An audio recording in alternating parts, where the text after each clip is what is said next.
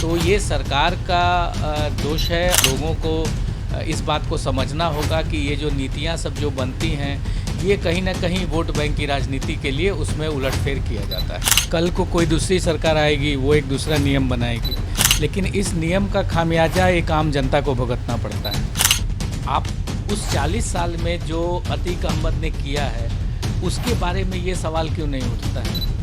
हम लोग सिर्फ बातों को रखने के लिए बातें करते हैं। आपकी क्या राय है? मेरी राय है कि जो हुआ है वो अच्छा हुआ है। बिल्कुल बिल्कुल। लेकिन पुलिस कस्टडी में इस तरीके से किसी की भी मैं बात कर रहा हूँ कि पुलिस कस्टडी की आज अगर बात उठ रही है तो 40 साल से पुलिस के एक्शन का जिम्मेवार कौन है? वहाँ पर पुलिस कहाँ गई, वहाँ का प्रशासन कहाँ गया? ये तो इंसिडेंट आज हुआ है ना।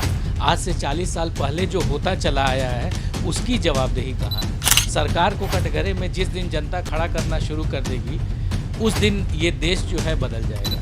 मायावती का कहना है कि दलित विरोधी फैसला। हम लोग इसको एक लॉ में एक लूप होल्स देख सकते हैं कि जब भी कोई सरकार चाहती है जो करना वो किसी न किसी रूप में कर ही लेती है। वो 40 साल में जो अतीक की जो पूरी तरह से जो एक साम्राज्य था उसमें लोगों का भय, एक एक डर और दहशत से जो लोग जीते थे, तो आज अगर वो डर और दहशत को ख़त्म करने में कोई सरकार अगर पहल कर रही है तो ये अच्छी बात है ना। जनता इन छोटी छोटी चीज़ों में इतनी उलझी हुई है कि उसे बड़े पैमाने पे जो घोटाला हो रहा है, ये बड़े पैमाने में पर जो पैसों का लेन देन होता है या सरकार जिस राजशाही से चलती है उस पर उनका ध्यान कभी नहीं जाता है। और पॉलिटिकल पार्टियां भी जानकर उन मुद्दों को हमेशा लोगों के सामने रखती है कि लोग उसी में उलझे रहें, क्योंकि लोग का पेट अगर भरा होगा तभी वो आगे देखेंगे कि क्या हो रहा है। लेकिन लोग को उसी चीज़ में उलझा के रखो। और ये पॉलिटिकल पार्टी का बहुत ही पुराना टेस्टेड उनका एक हथियार है जो जनता के बीच में वो हमेशा इस्तेमाल करती है। कहने को लोकतंत्र है, लेकिन यहाँ पर लोकतंत्र के लिए जो होनी चाहिए सही मायने में लोकतंत्र, वो सिर्फ छुपा हुआ है। उसकी आड़ में बहुत सारी चीज़ें हो रही हैं। कई लोग ये भी कह रहे हैं कि यूपी सरकार की शह मिली है और जानबूझकर। देखिए, लोग बहुत तरीके से एंटिसिपेट करते हैं क्योंकि उन्हें जो इन्फॉर्मेशन मिलता है वो मीडिया के थ्रू मिलता है। यहाँ पर मीडिया का रोल बहुत इम्पोर्टेंट है कि वो जस्टिस की बात करे, वो सही बातों को दिखाए। ये नहीं कि सिर्फ टीआरपी रेटिंग के लिए बहुत सारी जो खबरें हैं उसको हाईलाइट करना। नमस्कार, आप देख रहे हैं देशवा न्यूज और मैं हूं आपके साथ दक्षा प्रिया। पूर्व सांसद आनंद मोहन की रिहाई पर अब मुहर लग चुका है।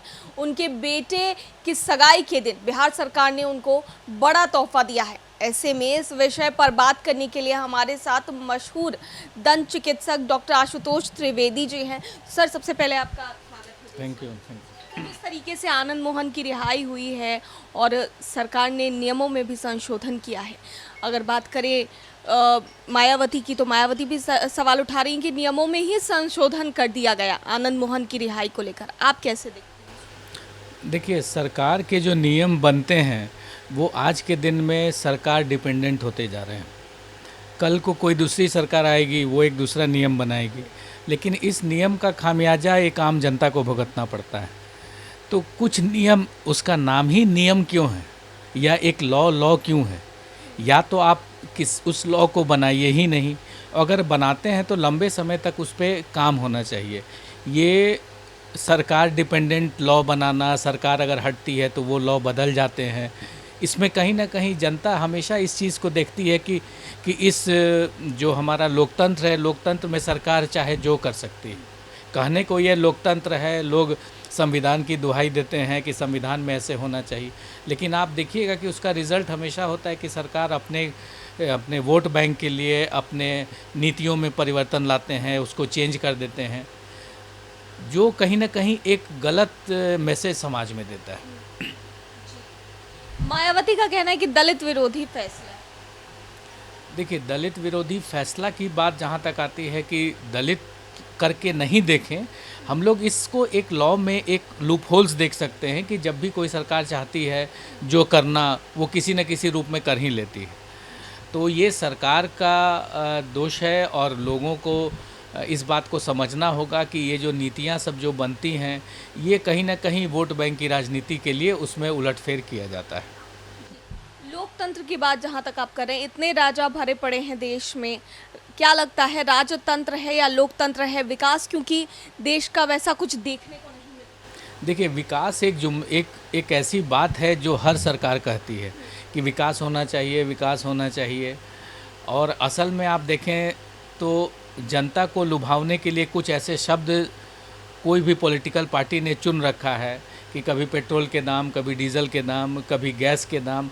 जनता इन छोटी छोटी चीज़ों में इतनी उलझी हुई है कि उसे बड़े पैमाने पे जो घोटाला हो रहा है, ये बड़े पैमाने में पर जो पैसों का लेन देन होता है, या सरकार जिस राजशाही से चलती है उस पर उनका ध्यान कभी नहीं जाता है।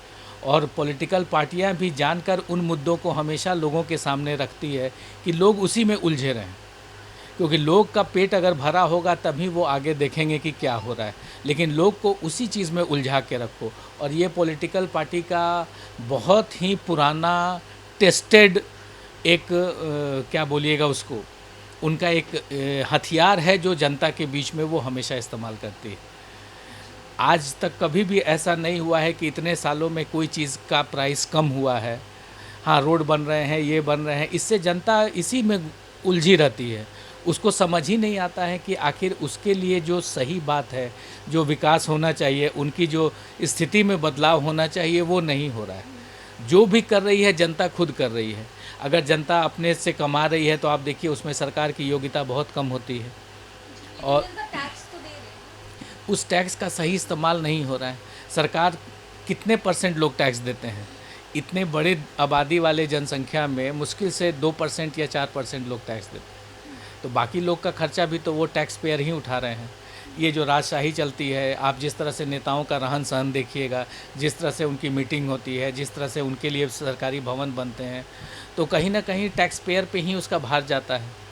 तो ये जो सिस्टम में जो इस तरह का कुछ लोगों को बहुत ज़्यादा बेनिफिट देना, कहने को लोकतंत्र है, लेकिन यहाँ पर लोकतंत्र के लिए जो होनी चाहिए सही मायने में लोकतंत्र, वो सिर्फ छुपा हुआ है।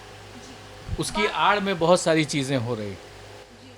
बात करते हैं अतीक अहमद को भी लेकर। उमेश पाल हत्याकांड के आरोपी अतीक अहमद की जिस तरीके से आपने देखा कि हत्या कर दी गई थी, वो भी पुलिस कस्टडी में, उसको लेकर के राजनीति भी हो रही है, मजहब से भी जोड़कर देखा जा रहा है। अगर पिछले दिनों बात करें, बिहार की राजधानी पटना की बात करें, तो वहाँ पर भी अतीक अहमद शहीद हैं और अतीक अहमद की शहादत को सलाम, ऐसे नारे जो हैं वो नमाज के बाद लगाए गए।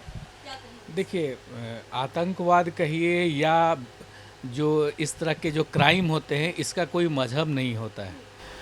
और आज जो अतीक अहमद की जो हत्या हुई है, अगर वहाँ पर लोग पुलिस तंत्र को फेल मानते हैं, तो आज से 40 साल में जो उनका आतंक था, जो अतीक अहमद ने जो आतंक किया था, उसकी जवाबदेही पुलिस कैसे लेगी या सरकार कैसे लेगी? आज उनकी मौत पर इतने सारे जो बातें हो रही हैं, तो वो 40 साल में लोगों का हिसाब कौन देगा? किस सरकार से हम जाके उसके हिसाब मांगे कि आपके रहते अगर जनता इस तरह से त्रस्त हो रही है, तो उस समय न मीडिया ने उनकी बातों को बताता है, ना वो कैसे काम करते हैं वो भी नहीं समझ में आता है, और उसका रिज़ल्ट एक आम आदमी पे पड़ता है। तो 40 साल से एक आम आदमी जो दहशत में जी रहा था, उसकी जवाबदेही सरकार को लेनी होगी। और पुराने जितने भी सरकार उस समय थे जिन्होंने इस तरह के क्राइम को सपोर्ट किया है, उनको कटघरे में आना होगा। कई लोग कह रहे हैं कि जो हुआ अतीक अहमद के साथ बिल्कुल सही हुआ, क्योंकि वो उसी लायक था। कई लोग, सोशल मीडिया का ज़माना है, कई लोग सही। आप लोगों से ये सवाल कर सकते हैं कि 40 साल की जो दहशत थी, उसमें जो एक आम आदमी जिस तरह से मर मर के जिया है, उसके रेस्पेक्ट में अगर ये जो हुआ है, इसमें कौन सही है? हम लोग सिर्फ बातों को रखने के लिए बातें करते हैं। आपकी क्या राय है? मेरी राय है कि जो हुआ है वो अच्छा हुआ है। बिल्कुल बिल्कुल। लेकिन पुलिस कस्टडी में इस तरीके से किसी की भी मैं बात कर रहा हूँ कि पुलिस कस्टडी की आज अगर बात उठ रही है, तो 40 साल से पुलिस के एक्शन का जिम्मेवार कौन है? आप उस 40 साल में जो अतीक अहमद ने किया है, उसके बारे में ये सवाल क्यों नहीं उठता है? वहाँ पर पुलिस कहाँ गई, वहाँ का प्रशासन कहाँ गया? ये तो इंसिडेंट आज हुआ है ना, आज से 40 साल पहले जो होता चला आया है, उसकी जवाबदेही कहाँ है? सरकार को कटघरे में जिस दिन जनता खड़ा करना शुरू कर देगी, उस दिन ये देश जो है बदल जाएगा। अच्छा, कई लोग ये भी कह रहे हैं कि यूपी सरकार की शह मिली है और जानबूझकर। देखिए, लोग बहुत तरीके से एंटिसिपेट करते हैं, क्योंकि उन्हें जो इन्फॉर्मेशन मिलता है वो मीडिया के थ्रू मिलता है। यहाँ पर मीडिया का रोल बहुत इम्पॉर्टेंट है। कि वो जस्टिस की बात करे, वो सही बातों को दिखाए। ये नहीं कि सिर्फ टीआरपी रेटिंग के लिए बहुत सारी जो खबरें हैं उसको हाईलाइट करना। वो 40 साल में जो अतीक की जो पूरी तरह से जो एक साम्राज्य था, उसमें लोगों का भय, एक एक डर और दहशत से जो लोग जीते थे, तो आज अगर वो डर और दहशत को ख़त्म करने में कोई सरकार अगर पहल कर रही है तो ये अच्छी बात है ना। बहुत बहुत धन्यवाद सर हमसे बात करने के लिए। तो ये थे हमारे साथ डॉक्टर आशुतोष त्रिवेदी, जो कि काफ़ी मशहूर दंत चिकित्सक हैं और राजनीतिक मुद्दों पर भी अपनी राय जो है वो रखते हैं। तो उनसे हमने बातचीत की। देशवा न्यूज़ में फिलहाल के लिए इतना ही। बने रहिए हमारे साथ देश और दुनिया की तमाम खबरों के लिए। धन्यवाद। सिर्फ खबर दिखाना देशवा न्यूज का मकसद नहीं। देशवा न्यूज की कोशिश है कि समाज की सूरत बदलनी चाहिए। देशवा न्यूज पर वीडियो देखने के लिए लाइक करें, सब्सक्राइब करें, साथ ही बेल आइकन दबाना न भूलें।